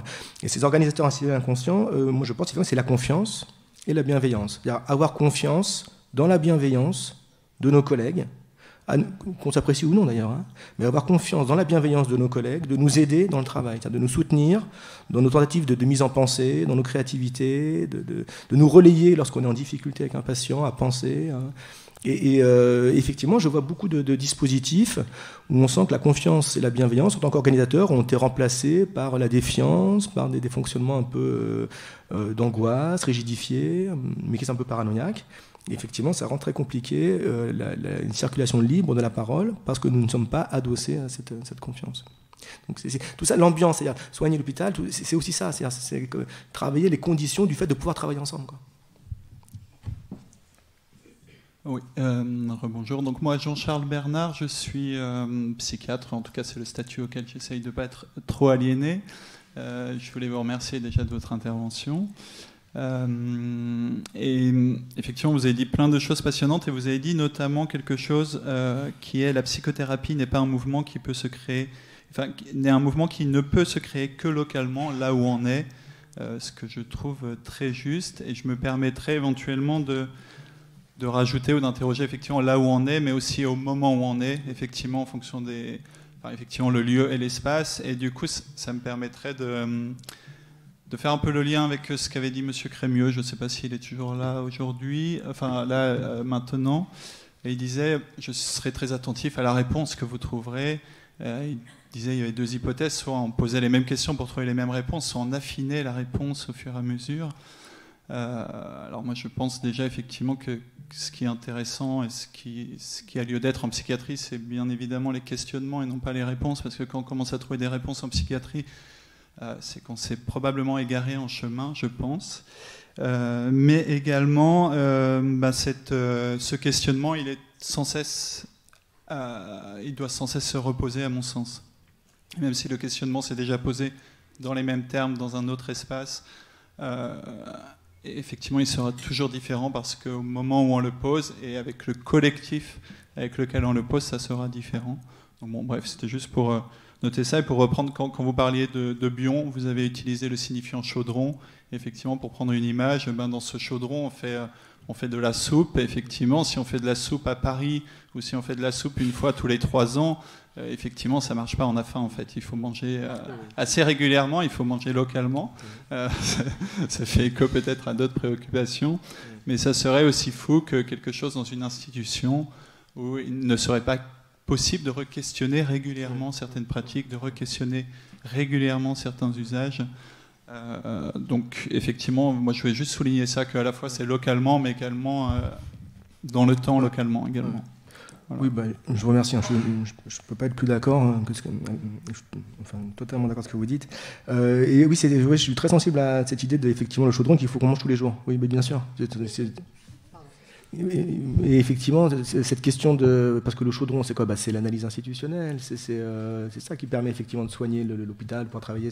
Donc, mais c'est pas une fois pour toutes. Effectivement, c'est pas fait une fois pour 3 ans, puis on mange plus pendant 3 ans. C'est-à-dire qu'on est en permanence susceptible d'être rattrapé par l'établissement. On voit que le témoignage qui a été fait, que ça va très vite.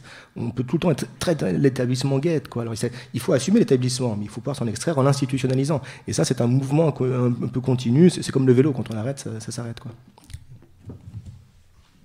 J'avais vu Dominique qui levait le doigt. Qui encore? Pascal Giravalli. Oui, merci. Bien sûr, je vais vous remercier pour vos propos, effectivement, qui nous font du bien à tous. Moi, je voulais vous poser une question, parce que je travaille en milieu pénitentiaire. Alors, effectivement, le transfert dissocié avec l'équipe, c'est quelque chose qu'on évoque. Mais moi, je voudrais savoir un peu comment on peut travailler, et c'est quand même une gageure, avec des établissements que je dirais en cascade. C'est-à-dire que quand on travaille en milieu pénitentiaire, on travaille dans des lieux qui s'appellent les USMP, qui sont généralement assez fermés. Et puis il y a l'administration pénitentiaire qui est autour de nous, qui nous protège, qui nous amène ou pas nos patients. Et qui ont cette administration pénitentiaire, et je fais une parenthèse, là je dois souligner que j'ai vu avec grand plaisir qu'une des directrices de prison était assistée à cette assemblée. Je la salue et je la remercie parce que c'est courageux de sa part, je trouve, de venir dans ces lieux. Quand on travaille, ma question c'est, quand on travaille dans ces deux structures, hôpital plus prison, comment fait-on avec le secret médical pour, comme je dis souvent, comment dire sans dire tout en disant? Parce qu'on est bien là, ça c'est ma formule quand j'accueille de nouveaux infirmiers ou nouveaux médecins quand il y en a dans mon service, en disant que voilà, il va y avoir une relation avec l'administration pénitentiaire, donc il faut dire sans dire tout en disant. Alors on a trouvé une solution à la maison centrale d'Arles, c'est une des solutions, c'est qu'on a fait, et je reviens sur le chaudron, on fait des repas thérapeutiques, et on a réussi, et ça, là aussi je vais refaire des remerciements à l'administration pénitentiaire qui nous a laissé faire des repas thérapeutiques dans les quartiers d'isolement. Donc c'est vrai que ça a donné du sens.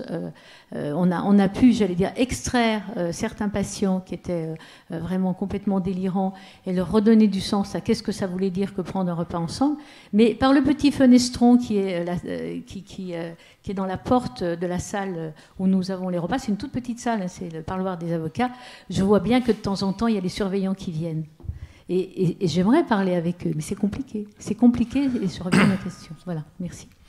Écoutez, je vous remercie beaucoup de cette question qui est cruciale, à laquelle évidemment je suis bien incapable de répondre. J'imagine que c'est des questions évidemment sur lesquelles vous tournez vous tous depuis un certain temps, donc je vais pas.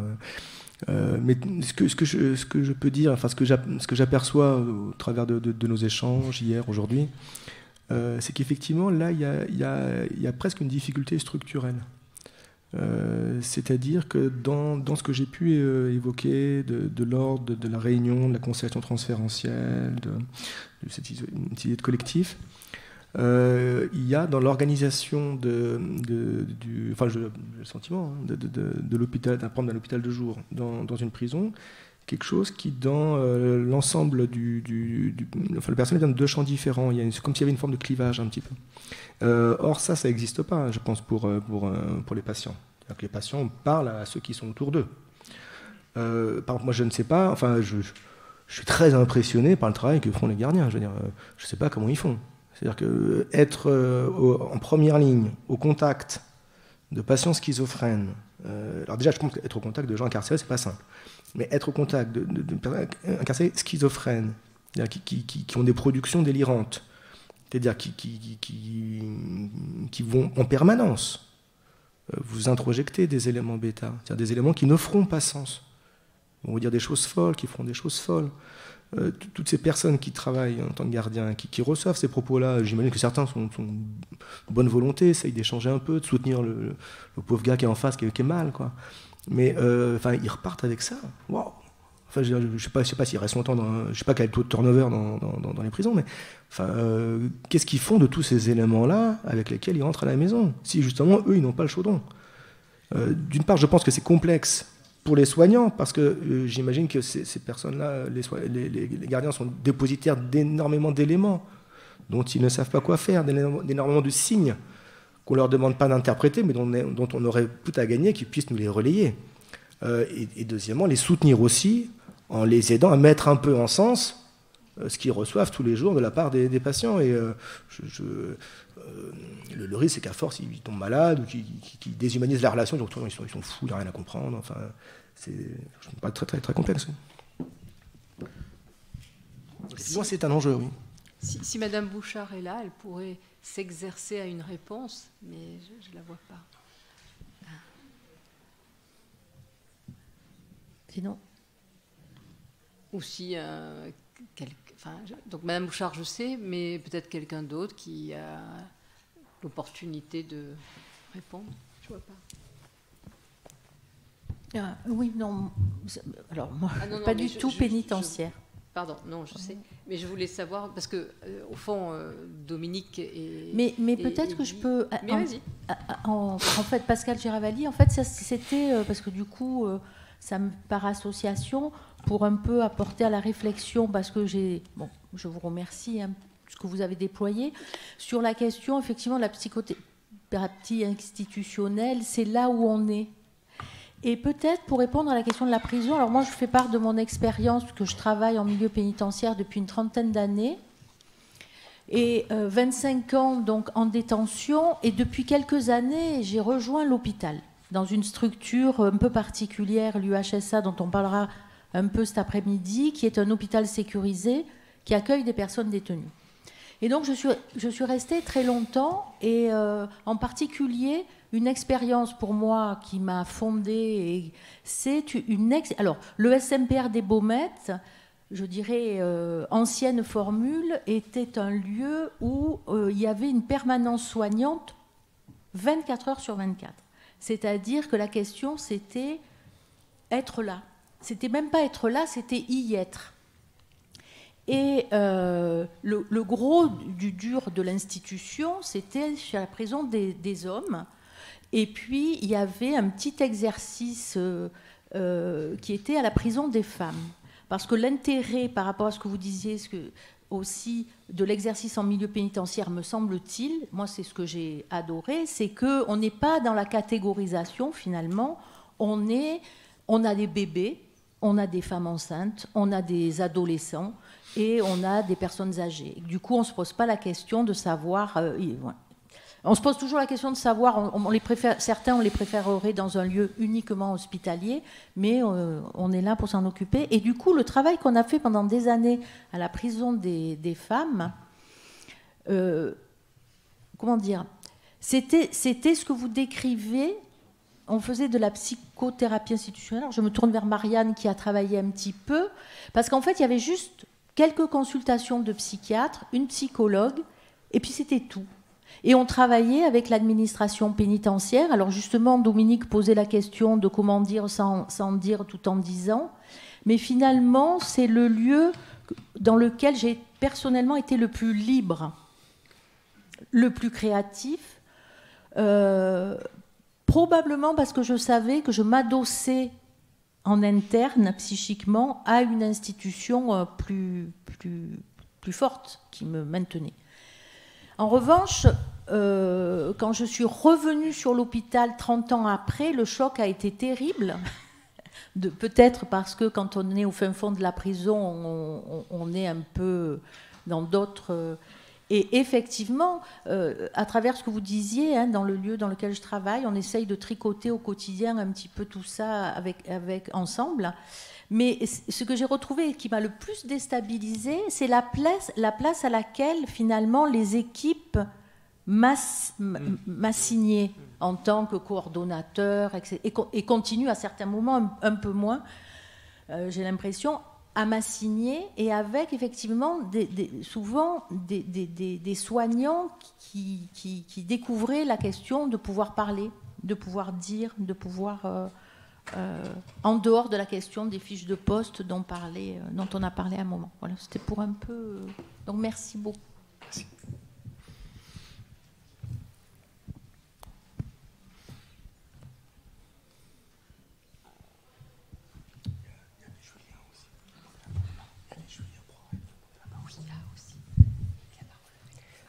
Je voulais vous faire part d'une expérience. Donc, je me disais qu'on travaillait beaucoup aujourd'hui sur qu'est-ce qui est séparé, aliéné, et qu'est-ce qui essaye de se réunir. Je travaille dans une équipe à la PHM, l'équipe Ulysse, qui est une équipe mobile, qui travaille sur le moment de crise, le moment d'urgence. Et de plus en plus, nous essayons d'adopter un positionnement et un outil qui vient de Laponie, Open Dialogue. Toute la psychiatrie de cette région-là, de Finlande, de Laponie, travaille avec cet outil d'Open Dialogue.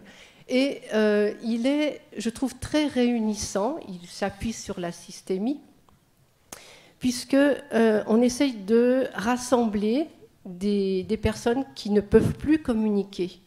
Et tout à l'heure, quand vous évoquiez comment les surveillants sont de l'autre côté, comment ils ont des signes qui sont impossibles là. Et je me disais que peut-être, j'ai imaginé qu'il pourrait y avoir des pièces où le détenu, ou le surveillant, ou l'infirmière, ou un copain, où des gens se réunissent et se parlent, disent comment ils vivent la situation, comment ils peuvent vivre le passé, pourquoi la personne est là. Et l'une des particularités d'Open Dialogue, c'est qu'il y a un binôme, qu'on dit binôme réflexif. Ce binôme ne s'adresse pas directement à la personne, ils se parlent entre eux, en montrant bien un geste. Et là, ils disent toutes les associations qu'ils peuvent avoir, des liens. Donc, ils réunissent et ensuite proposent aux personnes comment ça résonne pour vous ce qui vient d'être dit. Non pas en aparté, non pas séparé ailleurs, mais en face. Les émotions se réunissent, les liens se réunissent. Voilà. Donc, j'avais envie de partager, parce que je vois que dans notre équipe, où on a beaucoup de personnes qui sont dans des états psychotiques ou des premières bouffées délirantes qui viennent des urgences et ainsi de suite, on réussit à rétablir de la compréhension. Voilà. Merci. Je crois que Julien voulait évoquer, pendant que tu vas voir Julien, au fond, ce qu'on dit là aujourd'hui, c'est qu'il y a une actualité de la psychothérapie institutionnelle. Ça veut dire quoi? Ça veut dire qu'il y a une actualité des outils qui sont proposés pour comprendre en fait le monde. Qu'est-ce que c'est quel type de relation on entretient avec soi, avec autrui et le monde qui nous environne? Ça, c'est une question qui est déclinée par diverses théories, plus ou moins heureuses, plus ou moins faciles à utiliser, plus ou moins pertinentes dans le domaine. Et là, c'est un corpus un peu théorique quand même, la psychothérapie institutionnelle au sens large du terme, avec des outils qui sont proposés qui, concrètement et particulièrement pour la psychose, mais pas que, mais particulièrement pour la psychose, sont assez pertinents. Donc, au fond, les théories, elles ne sont pas exclusives les unes des autres. Elles peuvent se compléter. Parfois, elles s'opposent parce que c'est d'autres outils. Mais je dirais, peu importe, il n'y a pas de discours de vérité. Il n'y a pas de théorie qui soit vérité. Qu'elles viennent de Finlande ou qu'elles viennent de Lozère. Qu'elles viennent de l'après-guerre ou qu'elles soient modernes, etc. On se dépatouille comme on peut, les uns et les autres. Enfin, quand on parle de frères en humanité, c'est bien cela dont il s'agit aussi. On se dépatouille comme on peut, dès lors qu'on s'est mis au service d'eux, aux soins d'eux. On se dépatouille un peu avec ce que propose le patient, ce qu'il nous met dans la tête, et qu'on ne comprend pas. Et d'ailleurs, c'est plutôt intéressant d'avoir des outils de compréhension, parce que sinon, on est extrêmement excluant et rejetant. Enfin, qui peut avoir envie de s'occuper de personnes aussi en difficulté avec elles-mêmes et autrui et le monde qui les environne, si on n'a pas quelque chose qui nous aide à travailler cette relation. Enfin voilà. Donc moi je trouve je connais d'ailleurs depuis très peu de temps le concept d'open dialogue, et pourquoi pas. L'idée c'est ça réinterroge, c'est pas que ça réinvente, c'est que ça réinterroge les relations, ça réinterroge ce qui circule, le dit, le non-dit. Enfin, moi, je trouve ça extrêmement passionnant, mais pour autant qu'on soit bien clair, qu'on n'est pas dans une logique d'exclusion ou de théorie qui serait plus pertinente qu'une autre, mais plutôt dans des espèces d'adaptation de nos outils.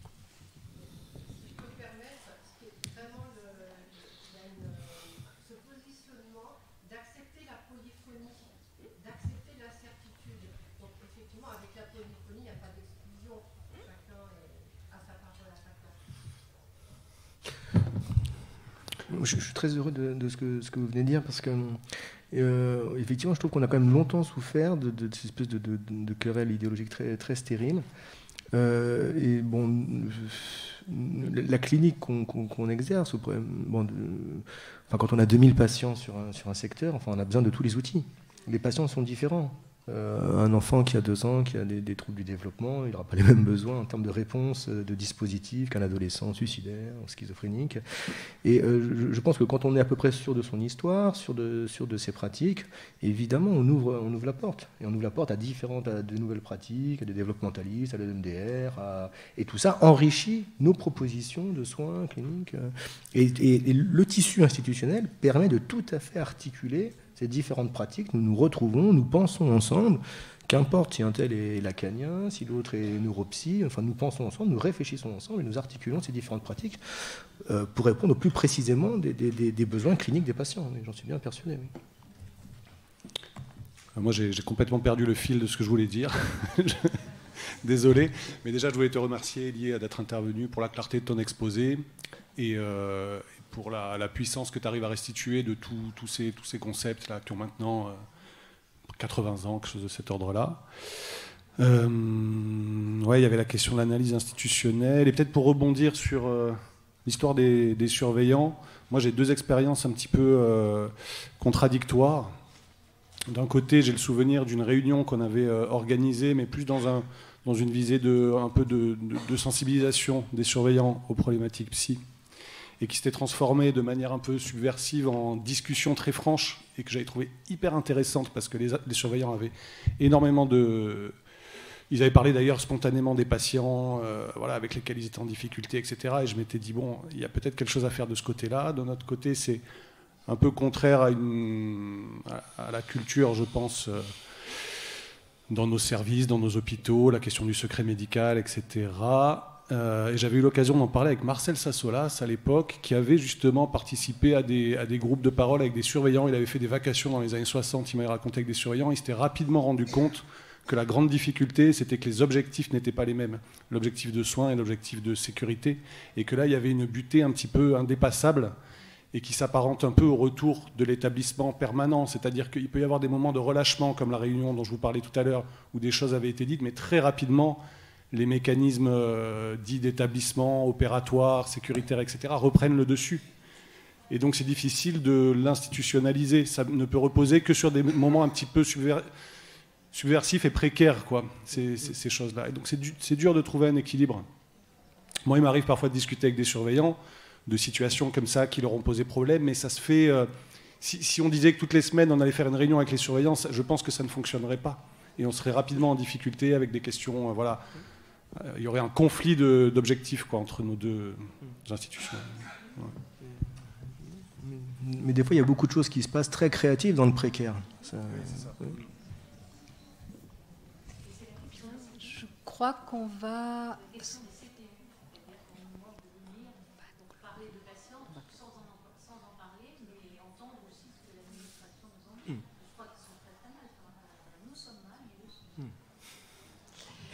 Alors à ce point de la matinée, s'il y a une dernière question, je vois un bras qui se lève, mais j'aimerais que ça soit extrêmement bref, parce qu'il est déjà 1h moins 10 et que nous devons reprendre à 14h, donc le temps de prendre le repas, etc. Voilà. Je serai très bref, docteur Paulet. Donc Fanny Bouchard, je suis, je Voilà, pense, la seule représentante d'administration pénitentiaire ce matin.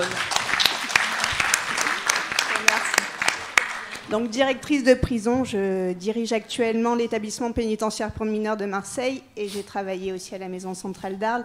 Et c'est vrai que j'ai été beaucoup intéressée effectivement par votre vision des choses sur le fait d'associer de manière large les personnels pénitentiaires parce qu'effectivement, comme vous le disiez à juste titre, souvent ce sont les premiers personnels qui sont au contact, alors pour nous des détenus, pour vous des patients et de détenus avec souvent des pathologies lourdes pour lesquelles on n'est pas du tout formé ni à la prise en charge, ni effectivement au quotidien de savoir comment se positionner. Et souvent, au-delà de l'aspect sécuritaire, c'est vraiment, on est dans la prise en charge des détenus, alors que ce soit des détenus très longue peine comme à Arles, ou que ce soit des publics adolescents comme à l'EPM. Et c'est se dire comment, de manière pluridisciplinaire, effectivement, en mélangeant les visions que chacun peut avoir du détenu, du patient, on arrive à les prendre en charge au mieux. Et c'est vrai que ces espaces de parole, ces temps de réflexion commune, à mon sens, ils sont vraiment primordiaux et c'est dommage qu'on ne les ait pas ou qu'on les ait de manière très informelle et pas s'institutionnaliser parce que je pense qu'on y perd tous. Parce que parfois on est trop cloisonné aussi dans nos fonctionnements. Alors il y a le secret médical qu'on nous oppose souvent, mais on n'est pas sur ces exigences-là, mais vraiment comment, au quotidien, face à des détenus qui souffrent de pathologies psy, on arrive à les prendre en charge au mieux. Et c'est vraiment ça, je pense, qui peut nous faire avancer ensemble. Madame Bouchard, vous avez suscité quelques protestations par là-bas. Apparemment, vous n'êtes pas la seule représentante de l'administration pénitentiaire. Ah, excellent. Mais merci de votre propos. Ah ben voilà. Merci de votre présence alors. Mais je vous ai dit ce matin, on est pluriel et on vient souvent de loin dans l'Assemblée.